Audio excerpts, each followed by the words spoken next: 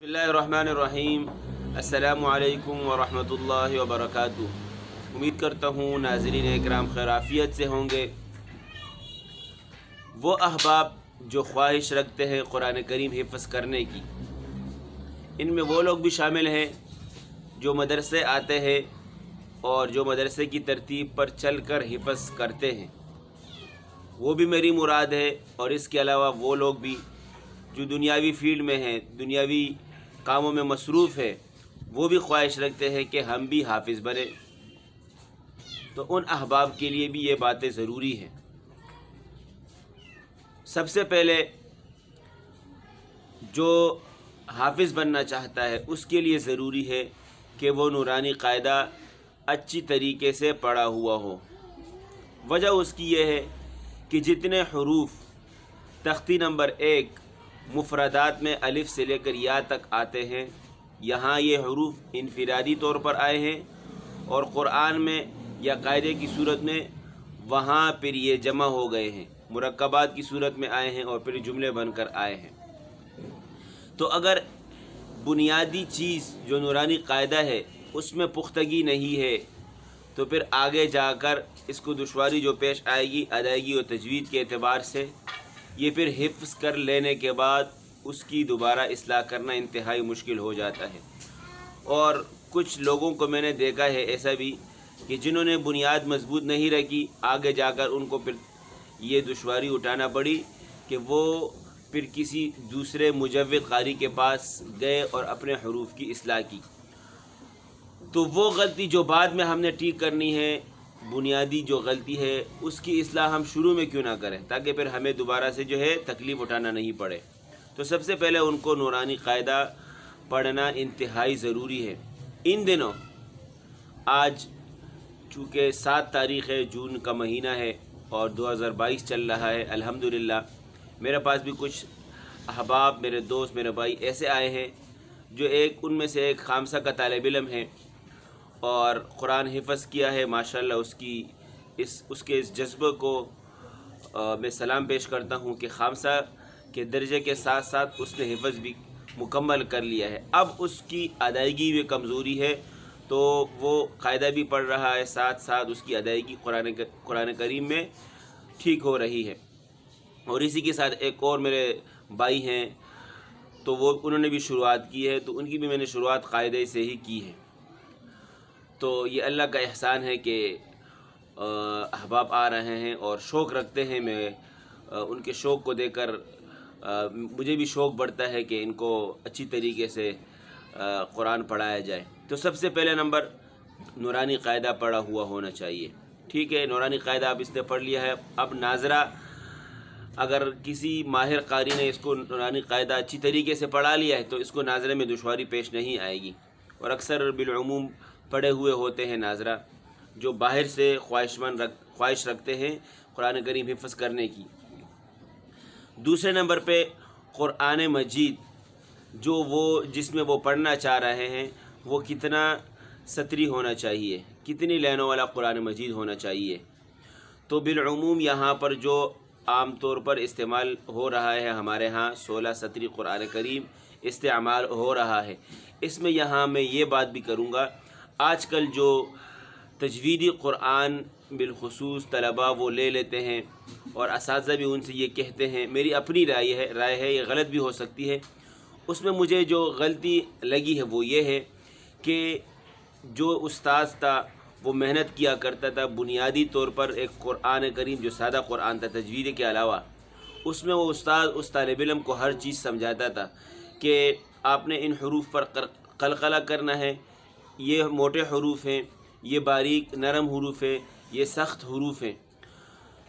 तो उस्ताद उसको समझाते समझाते वो तालिब इल्म उसको याद कर लिया करता था, उसके ज़हन में पुख्ता हो जाती थी और वो बेतकल्लुफ़ होकर वो अदा कर लिया करता था।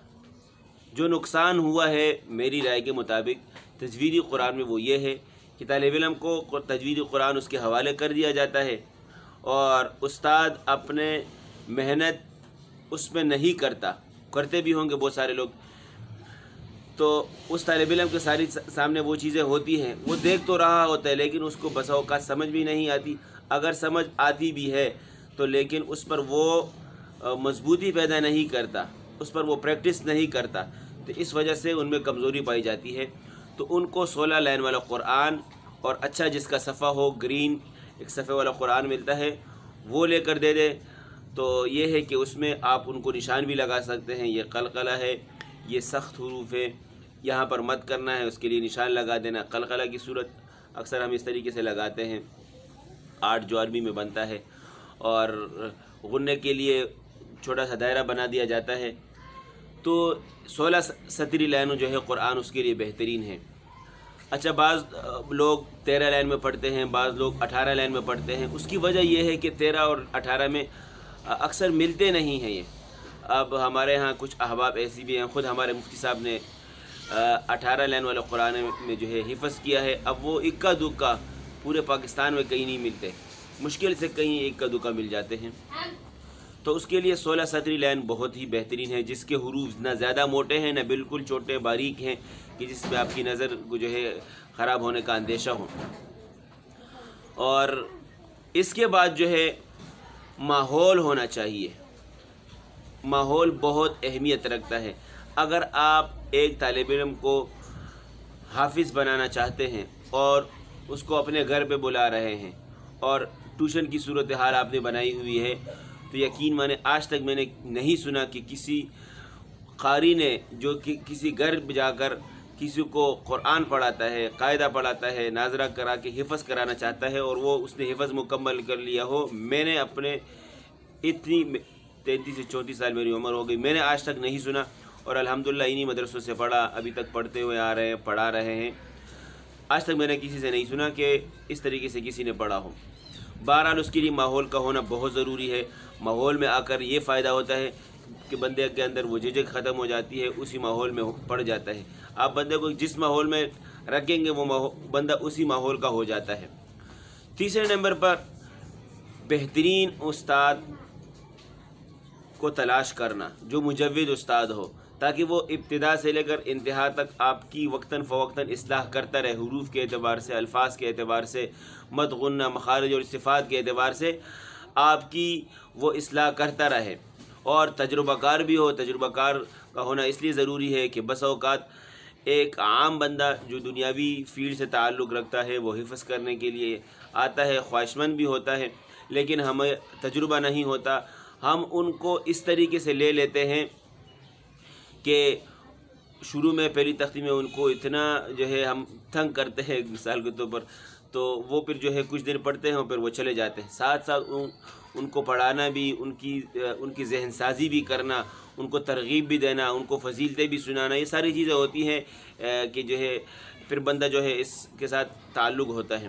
اور یہ ہے کہ جو حفظ کر رہا ہے تو اس کے لیے بھی ضروری ہے کہ وہ بھی اپنے لیے بہترین استاد تلاش کرے۔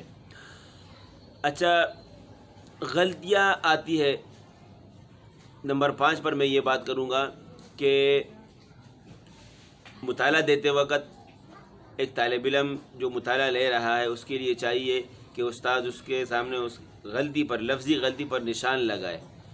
یہ نہ ہو کہ آپ نے مطالعہ صحیح نہیں سنا یا سنا بھی غلطی، اس پر غلطی پر آپ نے نشان نہیں لگایا اور وہ پھر آگے چل دیا، کل کو جو ہے وہ صبح سنا رہا ہے تو وہ غلطی جس طریقے سے اس نے یاد کی وہی سنا رہا ہے، تو یہ غلطی زبان میں پختہ ہو جاتی ہے، پھر اس کی اصلاح کرنا بہت مشکل ہو جاتا ہے۔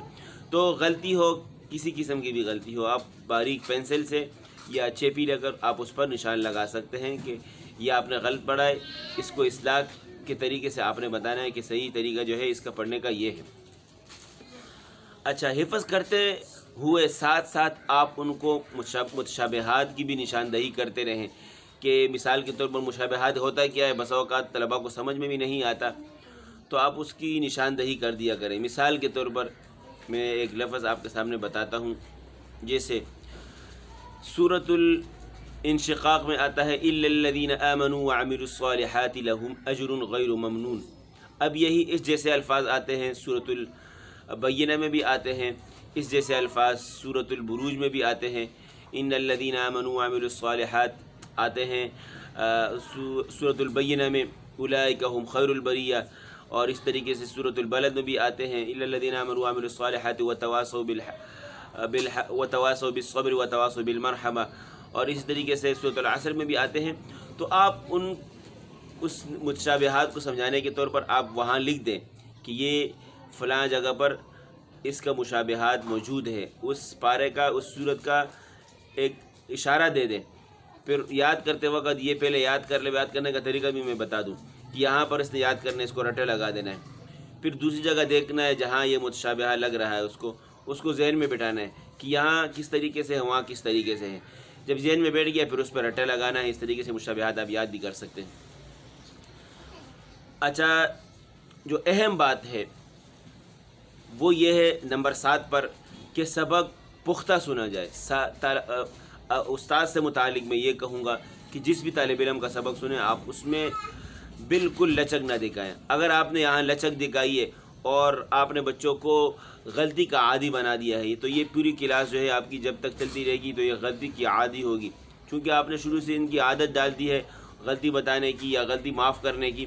غلطی کی معافی بالکل نہ ہو. سبق سنتے وقت جب آپ سبق سن رہے ہیں اور جو سنانے والے ہیں وہ بھی کوشش کریں کہ بالکل پختہ سبق سنائیں تاکہ ان کو آگے جا کر سب کی منزل میں کمزوری نہ ہو. تو سبق بالکل پختہ ہونا چاہیے. نمبر 8 پر جو منزل سنا رہے ہیں اور جو سب کی سنا رہے ہیں، روزانہ کے حوالے سے سب کی بھی ترتیب ہو، منزل کی بھی ترتیب ہو. بلکہ میں تو یہ کہوں گا کہ جو ناظرہ کر رہے ہیں ان سے متعلق بھی میں اب پچھلے دنوں ہمارے ایک ساتھی ہیں انہوں نے ایک جگہ کی کارگزاری سنائی کہ وہاں جب میں گیا، ان کے چونکہ تقریباً 3-4 دن ہو چکے تھے، تو انہوں نے بتایا کہ وہاں ناظرہ میں بھی سب کی منزل کی ترتیب ہے. اس کا فائدہ یہ ہے کہ بچے کی زبان بالکل رواں ہو جاتی ہے، بالکل رواں ہو جاتی ہے، ناظرہ اس کا مضبوط ہو جاتا ہے. دوسرا فائدہ جو سب سے بڑا ہے کہ اگر کسی ناظم کو، ادارے کے کسی بڑے کو شکایت ہے کہ بچے آپ کی کلاس میں بیٹھے رہتے ہیں اور خاموش بیٹھے رہتے ہیں، تو اس کے لیے بہترین طریقہ کار یہ ہے کہ 2 بچوں کی آپ جوڑی لگا دیں جس طریقے سے آپ حفظ میں لگاتے ہیں، اور ان سے کہہ دیں کہ آپ نے بلند آواز سے پڑھنا ہے، مجھ تک آواز پہنچانی ہے، سب کی کو پیرا لگانا ہے. ایک پڑھے دوسرا سنے. اس کی ترتیب یہ ہے کہ جو آپ ان دونوں کے درمیان فاصلہ رکھیں تاکہ ان کو بچوں کو باتیں کرنے کا موقع نہ ہو، اور وہ پڑھے گا اور استاد بھی سنے گا، کان لگائے 3-4 جوڑیاں ہوں گی، اور جو سننے والا ہے لازمی بات ہے وہ سنے گا. تو اس طریقے سے منزل بھی ان کی جوڑیاں لگا دی جائے تو سب کی اور منزل پختہ سنائے، بلا ناغہ اور پختہ سنائے. اور نمبر 9 پہ جو اہم بات ہے، شاید کسی کی جو ہے توجہ اس طرف ہو کہ جس قرآن میں آپ نے حفظ کیا ہے، مکمل کیا ہے، اس قرآن کا آپ کے پاس ہونا، موجود ہونا، مرتے دم تک آپ کے ساتھ ہونا ضروری ہے. اس کا فائدہ، وجہ کیا ہے؟ اس کا فائدہ یہ ہے کہ جس قرآن میں آپ نے حفظ کیا ہے، گردان کیا ہے، تو اس میں آپ کی غلطیاں لگی ہوئی ہوتی ہیں. تو جب بھی آپ اس قرآن میں پڑھیں گے تو آپ کے سامنے وہ غلطیاں آئیں گی، اور آپ کو فلاں وقت بھی یاد آئے گا کہ جس وقت مجھ سے یہ غلطی ہوئی تھی. اگر آپ نے اس غلطی میں کسی استاد سے پٹائی کھائی ہے تو آپ کو وہ وقت، پرانا وقت بھی آپ کو یہ یاد دلائے گا. اور دوسرا یہ ہے کہ ایک یادگار کے طور پر آپ کے پاس پڑا رہے گا کہ یہ ناظرہ سے لے کر حفظ سے لے کر گردان تک، تجوید تک، یہ قرآن ایک ہی قرآن میں نے پڑھا اور میرے ساتھ رہا ہے. اور پہلا جو ہے میں فائدہ اس کا بتا چکا ہوں. حفظ نمبر 10 پہ حفظ مکمل کر لینے کے بعد جو میں بہت ضروری سمجھتا ہوں کہ گردان کا ہونا بہت ضروری ہے. میں پہلے بھی اس کے متعلق ایک ویڈیو بنا چکا ہوں کہ حفظ کر لینے کے بعد گردان نہ کرنا ایسا ہے جیسے کہ ایک بندے نے عمارت کھڑی کی، کمرہ بنا، 4 دیواری کھڑی کی اور اس کے اوپر چھت نہیں رکھا، چھوڑ دیا ویسے بغیر چھت کے. تو اس کا فائدہ کیا ہے؟ نقصان ہی ہوگا. بارش ہوگی تو پورا جو ہے کمرہ اس کا گیلا ہو جائے گا. نہ دھوپ سے رکاوٹ ہے اس میں، نہ بارش سے اس میں رکاوٹ ہے. تو گردان کا کرنا انتہائی ضروری ہے. 1 سال تو اس کے لیے فرض سمجھے. اگر آپ کے پاس ٹائم ہے اور آپ اسی فیلڈ سے تعلق رکھتے ہیں، آگے آپ نے درس نظامی نہیں پڑھنا، تو آپ 2 سال بھی گردان میں لگا سکتے ہیں. یہ آپ کے ضائع نہیں جائیں گے. بس بعض اوقات کچھ لوگ کہتے ہیں کہ آپ اس میں وقت لگا رہے ہیں، ضائع کر رہے ہیں، تو اس کو ہم ضائع نہیں کر سکتے. اچھا، نمبر 11 پہ گردان مکمل کر لینے کے بعد آپ کی کیا ترتیب ہونی چاہیے؟ اکابر قرآ، ہمارے اکابر حضرات اس سے متعلق کہتے ہیں کہ گردان مکمل کر لینے کے بعد روزانہ کے حوالے سے ایک حافظ کے لیے روزانہ 3 پارے پڑھنا ضروری ہے۔ روزانہ ایک حافظ قرآن کے لیے 3 پاروں کا پڑھنا ضروری ہے، یہ کم درجہ ہے، اس سے کم کی تو بالکل رعایت نہیں ہے۔ 10 دن میں آپ کا قرآن مکمل ہو جانا چاہیے۔ بعض لوگ 2 کے بھی رائے دیتے ہیں، لیکن 3 اگر آپ پڑھیں گے پورے دن میں، آپ کے یہ پورے 1 گھنٹہ لگے گا، زیادہ ٹائم نہیں لگے گا، تو یہ آپ کی روزانہ کی ترتیب ہونی چاہیے۔ اچھا، اس کے بعد 12ویں نمبر پر آپ کی روزانہ یعنی کہ ہر سال رمضان المبارک میں تراویح میں قرآن سنانے کی ترتیب ہونی چاہیے۔ اگر آپ چاہتے ہیں کہ قرآن مضبوط ہو، یہ میں ان احباب سے متعلق باتیں کر رہا ہوں جو چاہتے ہیں کہ ہمارا قرآن مضبوط ہو، تو ہر سال آپ کی تراویح سنانے کی ترتیب ہو۔ اچھا، 13واں نمبر پر اور آخری بات جو میں عرض کرنے لگا ہوں کہ اگر آپ قرآن سنا رہے ہیں تراویح میں، اکثر دیکھا گیا ہے کہ سنانے والے سناتے ہیں اور اپنے پیچھے سماعت کے لیے سننے کے لیے کسی کو نہیں کھڑا کرتے ہیں، اور اپنے اوپر اعتماد ہوتا ہے یا اعتماد نہیں بھی ہوتا، ویسی ہی ان کی ترتیب چلی آ رہی ہے۔ یہ تو بہت بڑی غلطی ہے، کیونکہ انسان خطا کا پتلا ہے، اس سے غلطی ہو سکتی ہے۔ پھر قرآن کریم میں ہے، ہم اس کو نماز میں پڑھ رہے ہیں، پھر ہمارے پیچھے کتنے سارے مقتدی کھڑے ہوتے ہیں، تو بغیر سماعت کے آپ کبھی بھی قرآن نہیں سنائیں۔ ایک سامع کا ہونا ضروری ہے، 2-3 کا میں اس لیے نہیں کہوں گا کہ پھر اس میں سنانے والے کے لیے مشکلات پیش آتی ہے، آگے میں جو ہے بات عرض نہیں کرتا۔ بہرحال جو بھی سنا رہا ہے اس کے لیے ضروری ہے کہ وہ اپنے پیچھے سماعت کے لیے ایک بندہ ضرور رکھے جو پختہ حافظ ہو اس سے متعلق، تاکہ وہ جو ہے جو بھی غلطی آئے وہ اس کی اصلاح کرے اور اس کو غلطی بتائے۔ تو یہ 13 چیزیں تھی حافظ قرآن کے لیے جو چاہتا ہے کہ میرا قرآن مضبوط ہو۔ درمیان میں نے کچھ باتیں ایسی بھی کی ہیں جو اساتذہ سے متعلق ہے، اور کچھ باتیں ناظرہ اور قاعدہ سے متعلق بھی کی ہیں، تو امید کرتا ہوں آپ کو فائدہ ہوا ہوگا اس سے۔ اسی کے ساتھ میں اجازت چاہتا ہوں، اپنا خیال رکھیے گا۔ السلام علیکم ورحمۃ اللہ۔